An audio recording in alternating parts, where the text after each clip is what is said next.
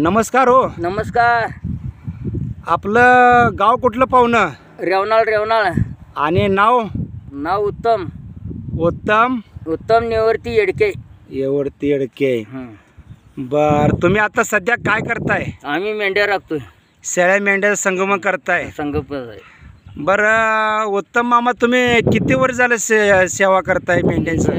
जवळ 30 वर्ष झाली असतील. 30 वर्ष. 30 वर्ष होऊन गेले. ह्या मेंढे माऊलीपासून तुम्हाला काय लाभ झालाय?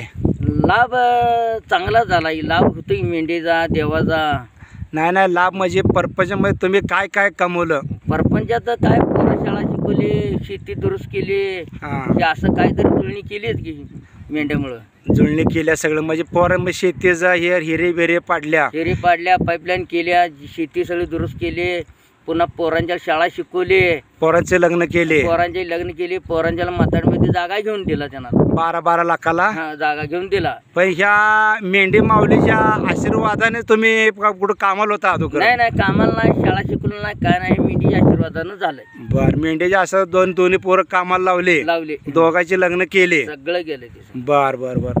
मग 30 वर्ष झाली मेंढी राखता. कुठं सर्व्हिसला नव्हता काय? नाही, सर्व्हिस नाव लिहायला येत नाही आपल्याला काही. आणि मामा तुमची शाळा किती झाल्या? शाळा बिळा काय भानगड नाही, शाळेला गेलोच नाही. मग जन्मल्यापासून तुम्ही मेंढ्याच राखताय? मेंढ्याच राखतो, चालायला येते तशी मेंढ्या राखतो. मेंढ राखताय. आज 30 वर्ष होऊन गेले. आता वय किती आहे मामा तुमचं? आता वय एक 50 वय आहे. तो पण मेंढर राखताय? मेंढ्याचा संगोपापासून चांगला आहे म्हणायचं. चांगला आहे. ह्या मेंढे माऊलीचा, बाळूमामाचा, म्हणजे हे आपल्या कारड्या मायवानं आणि सिद्ध माळापानं आणि बाळूमामानं ही मेंढीचं संगोपन केलंय. हे संगोपन केलंय. आम्ही त्यांच्या नादान राखतो सगळं. मग आम्ही राखायला काय अडचण नाही.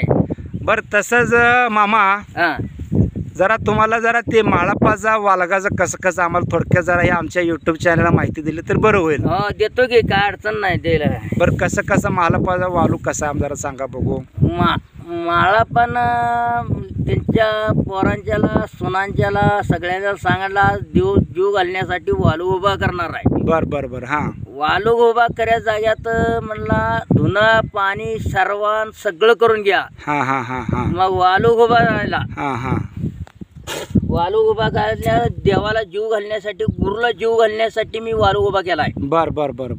मग गुरुला जीव घालण्यासाठी वालू उभा केल्यानंतर पोरांच्याला सांगणार डोळ्यातनं परान गेलं तर चालेल, पण ढोला टिपरून नाही कमी पडलं पाहिजे. बर. टिपरून नाही कमी पडलं पाहिजे म्हणून सांगितलं. बर.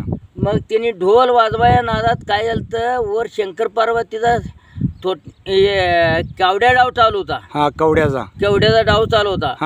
आणि त्या ढोलाच्या नादात ते हादरून पार्वतीच्या थोबाडा बसलो होतो. कैलास पर्वत वरती हादरून ढोला टिपऱ्यानं हादरून तिच्या थोबाडात बसलो. बर. बसल्यानंतर डाव हुकल्यानंतर देवाला काय म्हणते, शंकरला, देवा ती काय वाचते मला दावलं पाहिजे खाली, काय जर वेगळं झाले म्हणली. बर. मधल्या तळात काय जरी वेगळं झालं त्याचं बघायला लागते म्हणली. मग देवानं काय सांगितलं, शंकरला माहित होत.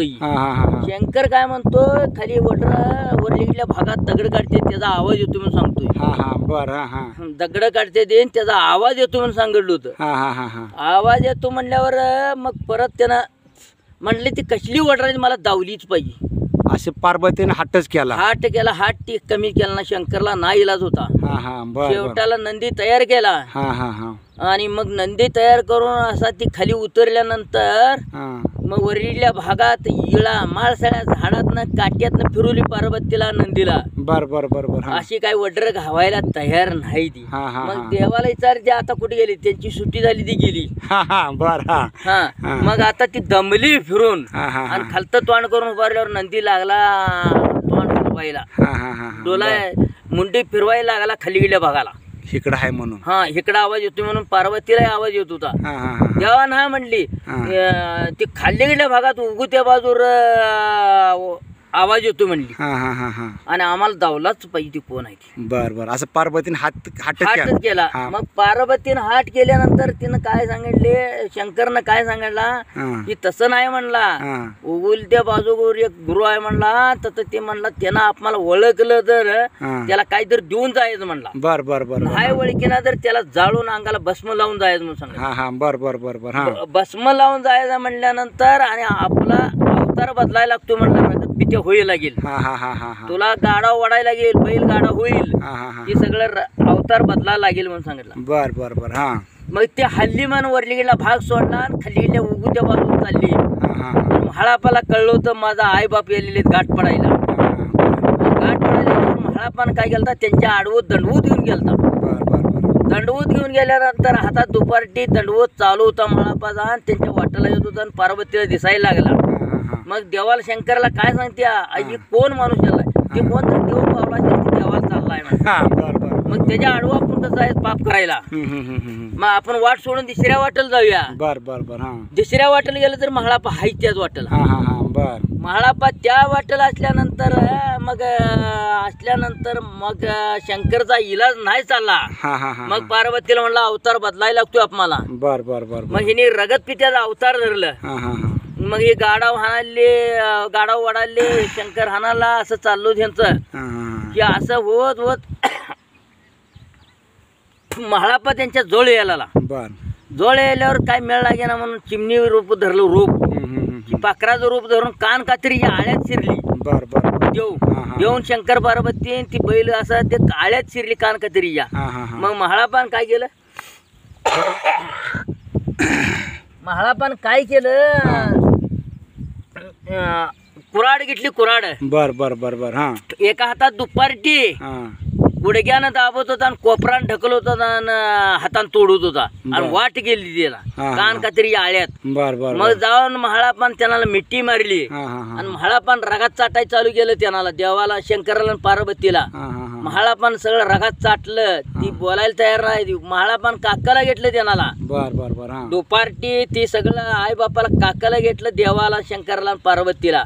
काकाला नेऊन आपल्या वालगायत नेऊन गुरुच्या जोडीला बसवलं. बर. गुरुला बसवल्यानंतर गुरुही बोलीना आणि ही बोलीना, कोण म्हाळापाकडे बघायला तयार नाही. म्हाळापा सेवा करतो त्यांच्या. मग म्हाळापान काय केला म्हणला, ह्या जीवाला ठेवून काय म्हणायचं, सूर्य हाणून घेतला आतड्याला आणि आतडी बाहेर पडली. पार्वतीचं डोळं उघडलं, देवा आणि हे जर म्हणले आपल्यासाठी पाप होईल म्हणली, ह्यानं परान सोडायचं चालू झालं म्हणजे. मग शंकरनं डोळं उघडलं आणि पार्वती आतडी ढकलून शंकरनं हात फिरल्यावर हाय असा म्हाळापा झाला. बर बर. म्हाळापा हाय असं झाल्यानंतर म्हाळापाला म्हणले तुला काय मागायची मागणी माग म्हणली म्हाळापाला शंकर पार्वती. मग म्हाळापा म्हणतोय, म्हाळापाला म्हणते ते तुझ्या घरात सोन्याचा धूर निघेल. शंकर पार्वती म्हणली. मग म्हाळापा काय म्हणला, पुढं 12 वर्षांना कली पैदा होणार आहे, कलियुगात म्हणला पुजारी लोक लातन मारतेली म्हणला गरीब भक्ताला. आणि म्हणला तसलं मग काय नको म्हणला, सोन्याचं धूर. एक इकायची एक अमृताची, एक इकायची एक अमृताची पाहिजे म्हणला झाड. आणि मला तुमचं चांद सुरवे असोच तर माझी तुमच्या हातनं झज लागली पाहिजे. बरोबर बरोबर. थांबू आता. नाही जज लागले, बरोबर आहे. ते आपल्या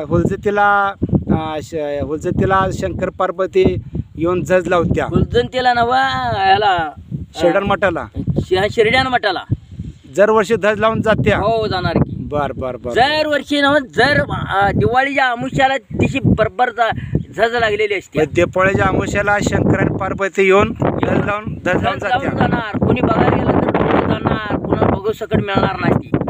बर मामा, आम्ही काय म्हणतोय, जर मेंढीच्या जर कोकरात मध्ये अडकलं, कोकरात जर मेलं, हे तुम्ही हे डॉक्टरचा व्यवसाय तुम्ही किती वर्ष करताय? हे व्यवसाय करून मला 25 वर्षी झाली असेल पक्की माहिती होऊन.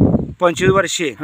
तर आता आम्ही सुद्धा बघितलंय बारका लहान असताना, तर कोकरात जर अडकला असेल तर हात घालून तुम्ही काढताय.